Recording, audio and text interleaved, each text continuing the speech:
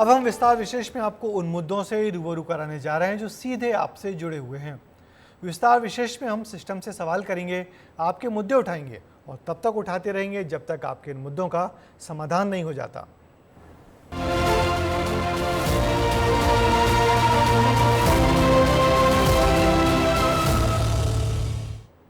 विस्तार विशेष में आज बात करेंगे सुनहरे रेत के काले कारोबार की, रेत माफियाओं के आतंक की और उनकी दहशत की।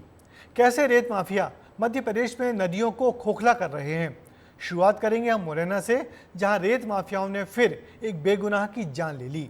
ये वही इलाका है जहां 2012 में रेत माफियाओं ने एक आईपीएस की हत्या कर दी थी। ग्वालियर चंबल में रेत माफिया के खौफ की कहानी विस्तार से देखिए।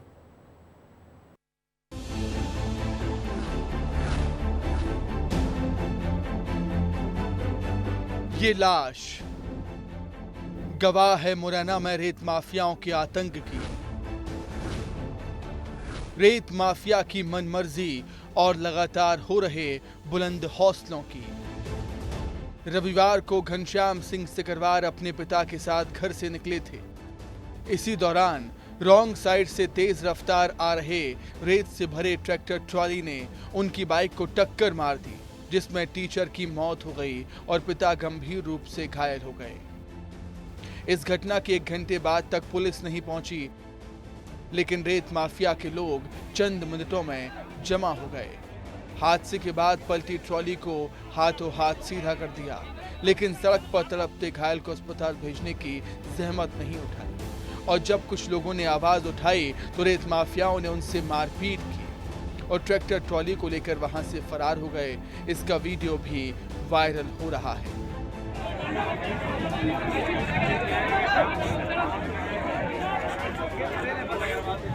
आप समझ गए होंगे कि रेत माफियाओं को पुलिस का खौफ नहीं है, ना ही उनके अंदर कोई संवेदनशीलता है। मामले की सूचना लगते ही कांग्रेस के लोकसभा प्रत्याशी सत्यपाल सिंह सिकरवार भी मौके पर पहुंचे और कृषि मंत्री ऐंदल सिंह कंसाना पर रेत माफिया को संरक्षण देने का आरोप लगाया।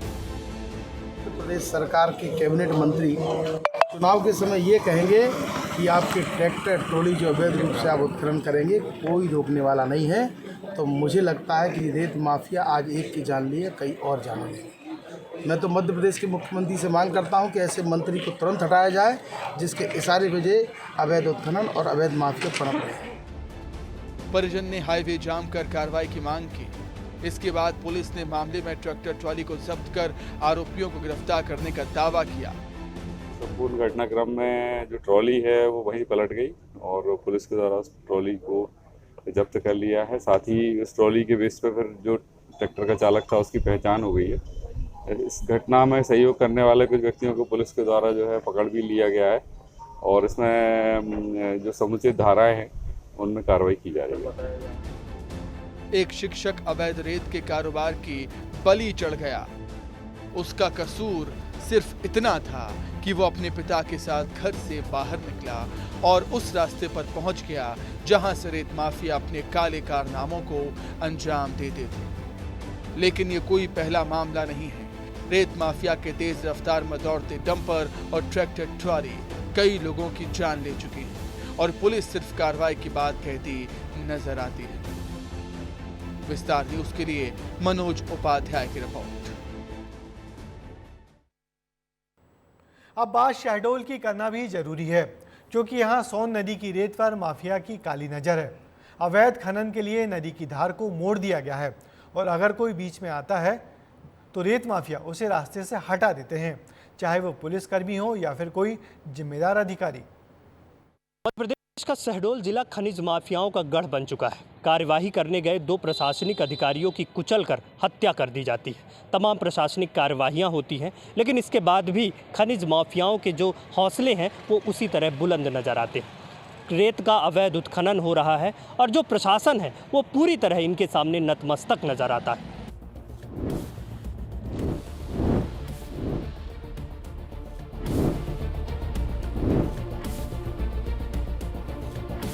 ये करतूत रेत माफिया की है।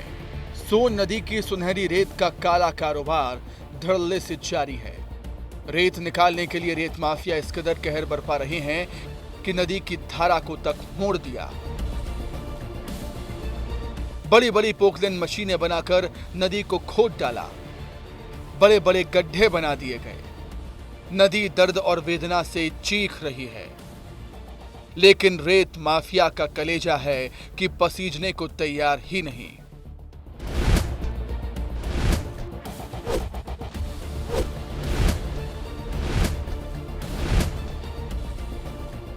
अकेली सोन नदी ही नहीं, आसपास की नदियों पर भी रेत माफियाओं की काली नजर है। हर तरफ अवैध तरीके से रेत निकाली जा रही है और इसके बीच में कोई अगर आ जाए तो माफिया उसकी जान लेने से भी पीछे नहीं हट, चाहे वो आम इंसान हो या फिर कोई अधिकारी। मई 2024 में एएसआई के ट्रैक्टर से कुचलकर हत्या हुई। नवंबर 2023 में पटवारी के ट्रैक्टर से कुचलकर हत्या हुई। ये मामले बताने के लिए काफी हैं कि रेत माफिया के हौसले कितने बुलंद हैं। हंगामा हुआ लेकिन रेत माफिया के कदम नहीं रुके। कोई इसमें पुलिस और खनिज विभाग की साठगांठ का आरोप लगाता है तो कोई विधायक के संरक्षण में अवैध रेत खनन की बात करता है। पूरा बता रहा हूँ, इस एरिया में कम से कम नहीं तो 50 ट्रैक्टर हैं और जो सब करते हैं। किसके संरक्षण में चलते हैं ट्रैक्टर? कौन देता है? पुलिस वालों की सह में होंगे और साहब राजनीतिक संरक्षण भी है क्या? राजनीतिक संरक्षण भी है? राजनीतिक है, कोई राजनीतिक वाला है ये नहीं है कोई ऐसा कि धाकड़ की किसी की राजनीति चलेगी, किसकी चलेगी? एएसआई और पटवारी की हत्या के बाद रेत माफिया और ज्यादा सतर्क हो गए हैं।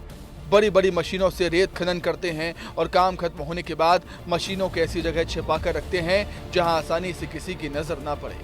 वहीं जिम्मेदारों के पास एक ही जवाब है कि वो अवैध रेत खनन को रोकने के लिए कड़े कदम उठा रहे हैं। कहीं पर भी किसी भी अपराधी को कोई अगर इस तरीके से इलीगल माइनिंग के काम में संलिप्त पाया जाता है तो कठोर से कठोर जो दंडात्मक कार्रवाई है वो हम करेंगे। और ये सक्रियता हमेशा बनी रहनी चाहिए और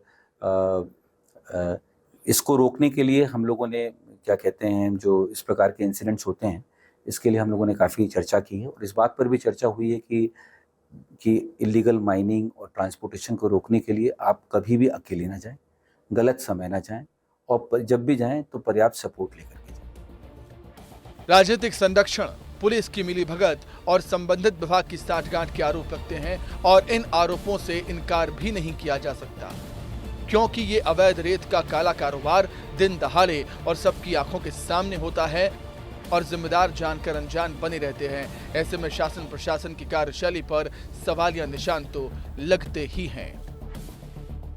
तो सुना आपने, तमाम प्रशासनिक कार्यवाहियों के बाद भी वो नियम दरकिनार है। रेत का अवैध कारोबार उसी तरह फल फूल रहा है और प्रशासन भी इन रेत माफियाओं के सामने मजबूर नजर आता है। वीडियो जर्नलिस्ट आशुतोष के साथ विवेक तिवारी, विस्तार न्यूज। मां नर्मदा यानी कि आस्था की जीती जागती मिसाल, लेकिन रेत माफिया अपने नापाक मंसूबों के लिए नर्मदा का सीना भी छलनी कर रहे हैं। नर्मदापुरम के आसपास रेत माफिया बीच नदी से रेत का उत्खनन कर रहे हैं और शासन प्रशासन आंखों पर पट्टी बांधकर बैठा है।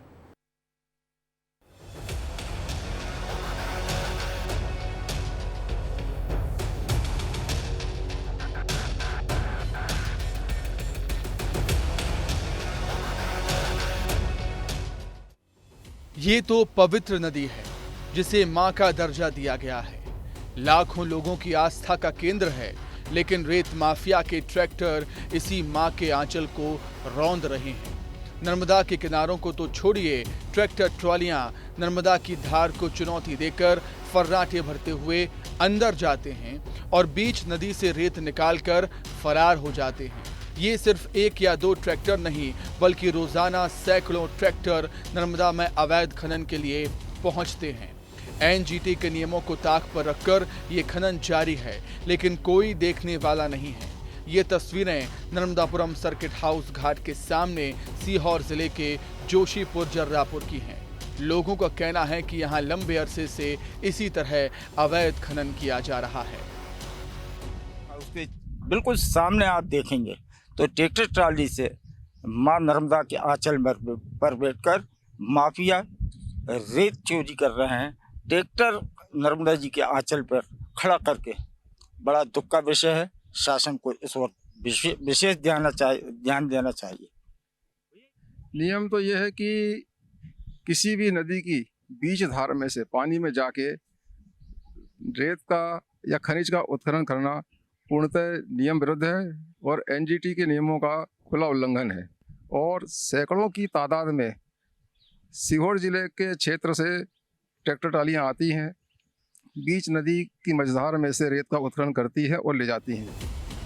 नर्मदापुरम के अधिकारी इसे अपनी सीमा से बाहर बताकर नजरअंदाज कर रहे हैं, तो सीहोर के जिम्मेदारों को यहाँ अवैध उत्खनन नजर नहीं आता। यही वजह है कि मध्य प्रदेश को जीवन देने वाली मां नर्मदा आज अपने ही जीवन की गुहार लगा रही है। रेत माफिया के बढ़ते कदम उसके अस्तित्व को संकट में डालते नजर आ रहे हैं। अब सवाल यह है कि कौन नर्मदा की गुहार सुनेगा, जिससे उसका आंचल हमेशा जीवन देने वाले पानी से भरा रहे।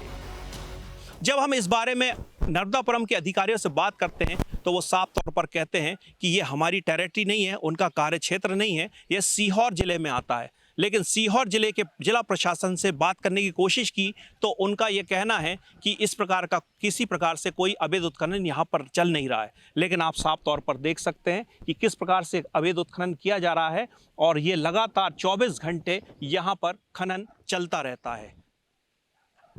विस्तार न्यूज़ के लिए होशंगाबाद नर्मदापुरम से आशीष मालविया। सीहोर में रेत माफिया एक तरफ नर्मदा के अस्तित्व को खतरे में डाल रहे हैं तो लोगों की जान के दुश्मन भी बन बैठे हैं। अवैध रेत से भरे डंपर और वाहन मौत की तरह सड़कों पर लगातार दौड़ रहे हैं और लोगों को अपना शिकार बना रहे हैं। लोग दहशत में हैं, लेकिन जिम्मेदारों को सड़क पर दौड़ती ये मौत दिखाई नहीं देती।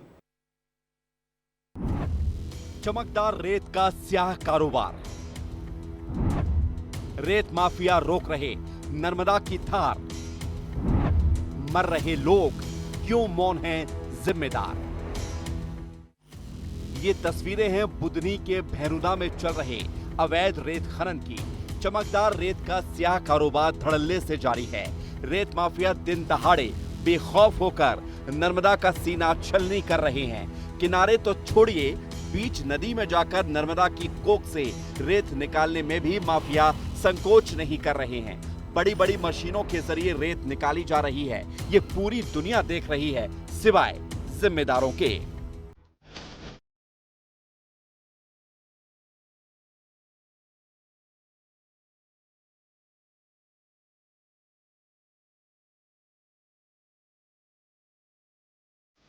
रेत माफिया सरेआम अपना कारोबार कर रहे हैं और चाहे इसमें किसी की जान भी जाए तो उन्हें कोई फर्क नहीं पड़ता। शहर की सड़कों पर तेज रफ्तार डंपर और ट्रैक्टर ट्रॉली मौत बनकर दौड़ रहे हैं और लोगों को अपना शिकार बना रहे हैं। किसी का भाई बिछड़ा तो किसी मां की कोख सूनी हो गई। परिवार उजाड़ते रेत माफिया, तेज रफ्तार डंपर की टक्कर से निखिल तमोली की मौत। 20 साल का निखिल अपनी मां का एकमात्र सहारा था। 7 दिन पहले इछावर में तेज रफ्तार डंपर की टक्कर से युवक की मौत। पालखेड़ी में रहने वाले सचिन परमार को डंपर ने कुचला। 15 दिन पहले खड़े ट्रैक्टर ट्रॉली से टकराने से एक की मौत हुई। हादसों की फेहरिस्त लंबी है। परिवारों के जुड़ने का दर्द भी बेइंतहा है। ये तो वो हादसे हैं जो कुछ दिनों में हुए। आलम ये है कि तेज रफ्तार डंपरों और वाहनों के चलते लोग घरों से निकलने से भी डरने लगे हैं। इनकी स्पीड इतनी अनियंत्रित होती है, जैसे कोई हाईवे पे 120, 100, 140 की स्पीड चल रही हो। इन्हें सिटी से कोई लेना देना नहीं, अंदर से वाहन निकलते हैं। कई बार इनको रोककर समझाई भी दे दी गई, लेकिन इनके समझ में नहीं आ रही है। ये शासन प्रशासन इस पर कोई ध्यान नहीं दे रहा है और आए दिन लोग जनता मर रही है।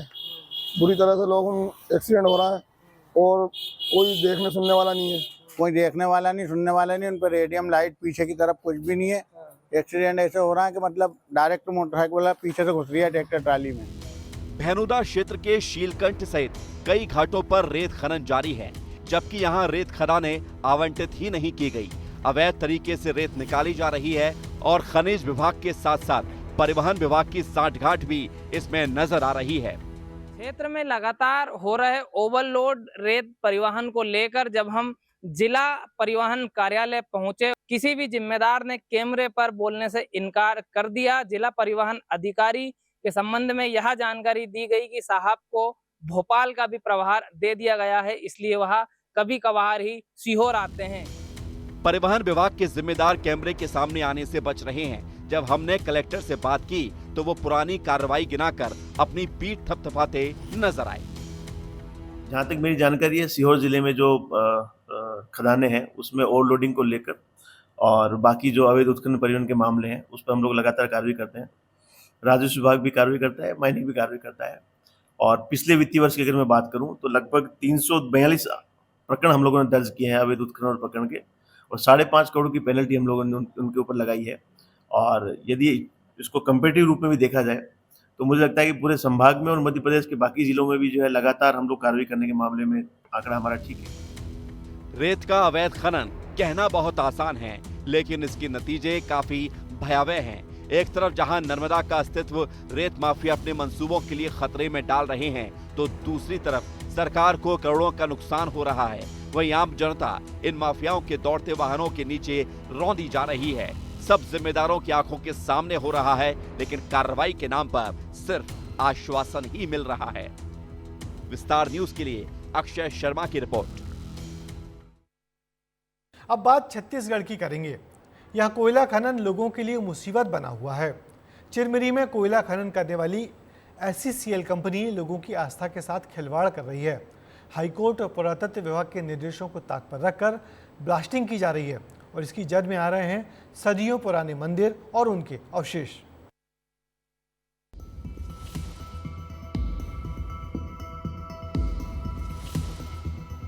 ये नजारा है चिरमिरी के बरतुंगा का, जहां आस्था को कुछ इसी तरह चकनाचूर किया जा रहा है, भावनाओं को इसी तरह तोड़ा जा रहा है। आरोप है कि कोल माइंस के लिए SCCL प्रबंधन ने सती मंदिर के अवशेषों को ब्लास्ट कर उड़ा दिया। मंदिर के आसपास बिखरे शिलालेख और मंदिर के अवशेष चकनाचूर हो गए, जबकि हाईकोर्ट ने सती मंदिर के विस्थापन के निर्देश पुरातत्व विभाग को दिए थे। लेकिन कोयला खनन की चाहत में SCCL ने आदेशों को दरकिनार कर ब्लास्टिंग कर दी। बरतुंगा में था 14वीं शताब्दी का शिव मंदिर। स्थानीय लोग इसे सती मंदिर कहते थे। मंदिर के आसपास कोयला खनन का काम शुरू हुआ। विरोध में स्थानीय लोग हाईकोर्ट पहुंच गए। हाईकोर्ट ने मंदिर के अवशेष सुरक्षित निकालने के निर्देश दिए। अवशेषों को विस्थापित कर मंदिर का स्वरूप दिया जाए। पुरातत्व विभाग ने मंदिर के अवशेष निकालना शुरू किया। पुरातत्व विभाग का काम पूरा भी नहीं हुआ था कि SCCL प्रबंधन ने ब्लास्टिंग कर मंदिर के अवशेषों को उड़ा दिया और कई हरे भरे पेड़ों को भी काट दिया। इस पर मैं ये कहना चाहूँगा, क्योंकि जो पुरातत्व विभाग के गाइडलाइन से इनको खुदाई करना था और उसको संरक्षण करना था, उसको आनंद फानंद इस प्रकार से खुदाई किए हैं गैदा फोड़ा से कि आप जाकर देखेंगे जहाँ पर इन्होंने रखा है ले जा करके, वो मूर्तियाँ जो हैं खंडित हो गई हैं और जो उसके बीम पिलर से वो भी गैदा फोड़ा के ऊपर आपको चिन्ह उसमें दिखेगा। मंदिर के सेवादार हरभजन सिंह के साथ स्थानीय लोगों ने भी SCCL प्रबंधन को लेकर नाराजगी जाहिर की है और लोग इसे आस्था के साथ मजाक बता रहे हैं। लोगों का आरोप है कि आवाज उठाने पर SCCL प्रबंधन डराने और धमकाने लगता है। किस बात का डर रहता है? यहाँ धमकी मिलता है, किसी का ट्रांसफर कर दिया जाता है। SCCL कर्मचारी है, अगर वो बेचारे कुछ बोले तो उनका ट्रांसफर किया जाता, तो किसी को किसी प्रकार का धमकी दिया जाता, प्रशासनिक अधिकारियों का खौफ दिखाया जाता है। ये सही है या लोगों की आस्था के साथ खिलवाड़ किया गया? ये सरासर गलत है, क्योंकि यहाँ पे जो देवगुड़ी स्थल है उसमें एक इतिहास छुपा हुआ है और लोगों की आस्था के साथ तो बहुत बड़ा खिलवाड़ कर दी है ये, क्योंकि वहाँ पे लोगों की आस्था जुड़ी हुई है, लोग वहाँ पे मानते हैं क्योंकि वो देवगुड़ी है। वहीं जब पूरे कानूनी मामले को लेकर हमने जिम्मेदारों से बात करने की कोशिश की तो उनके जवाब संतोषजनक नहीं मिले। पुरातत्व विभाग और प्रबंधन के अधिकारी गोलमोल जवाब देकर अपनी जिम्मेदारियों से बचते हुए नजर आए। फिर से इस बात को रिपीट करता हूँ, शिफ्टिंग का कार्य, टेम्पल शिफ्टिंग का कार्य माननीय उच्च न्यायालय के आदेश के आलोक में पूरा किया जा चुका है। टेम्पल रीसेटिंग का कार्य बचा हुआ है, जो हम कोठारी में अभी फिर से जब आचार संहिता समाप्त हो जाएगी तो कार्य प्रारंभ होगा। अब सवाल उठता है कि जब हाईकोर्ट ने साफ निर्देश दिए थे कि मंदिर को विस्थापित किया जाए तो पुरातत्व विभाग ने अनदेखी क्यों की? SCCL प्रबंधन ने नियमों को ताक पर रखकर मनमानी क्यों की और जिला प्रशासन इन सब के बावजूद मौन क्यों है? सवाल कई हैं, लेकिन जवाब एक है कि ये लापरवाही और मनमानी लोगों की आस्था के साथ खिलवाड़ कर रही है। अब देखना होगा कि जिम्मेदार क्या कार्रवाई करते हैं या फिर लोगों की धार्मिक भावनाएं ऐसे ही चकनाचूर होती रहेंगी। विस्तार न्यूज के लिए अविनाश चंद्र की रिपोर्ट। अंबिकापुर शहर से लगा बांकी बांध अपने अस्तित्व की लड़ाई लड़ रहा है। कभी 1.5 लाख आबादी की प्यास बुझाने वाला ये बांध अब एक एक बूंद पानी के लिए तरस रहा है। कभी ये किसानों की खुशहाली का जरिया हुआ करता था, लेकिन अब इससे निकलने वाली नहरों पर भी लोगों का कब्जा हो गया है। क्यों दम तोड़ रहा है बांकी बांध? विस्तार से देखिए हमारी ये खास रिपोर्ट।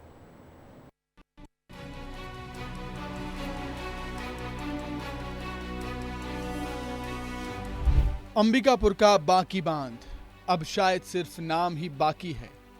कभी ये जलाशय 1.5 लाख की आबादी की प्यास बुझाता था, लोगों को जिंदगी देता था, लेकिन आज अपनी जिंदगी के लिए तरस रहा है। जिम्मेदारों की अनदेखी कहें या फिर लापरवाही, 26 साल से किसानों को सिंचाई के लिए पानी ही नहीं मिला। जिन नहरों के जरिए किसानों तक खुशहाली पहुंचती थी, वो नहरें अस्तित्व खोती जा रही हैं। नहरों पर अवैध कब्जा हो रहा है तो कुछ जगहों पर रखरखाव के अभाव में नहरें जर्जर हो गई हैं। पहले इस बांध के इतिहास और अहमियत को समझ लेते हैं।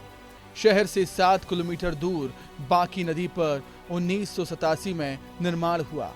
17 मिलियन घन मीटर है बांध की क्षमता। 1 दशक तक बांध से सिंचाई के लिए पानी मिला। 25 गांव के किसानों को नहर से दिया जाता था पानी। 10 साल पहले नहरों का पक्कीकरण किया गया। 20 साल से किसानों को इस जलाशय से पानी नहीं मिला। बांकी जलाशय से बुझती थी 1.5 लाख आबादी की प्यास। पानी के प्राकृतिक स्रोत बंद होने से सूख रहा है बांध।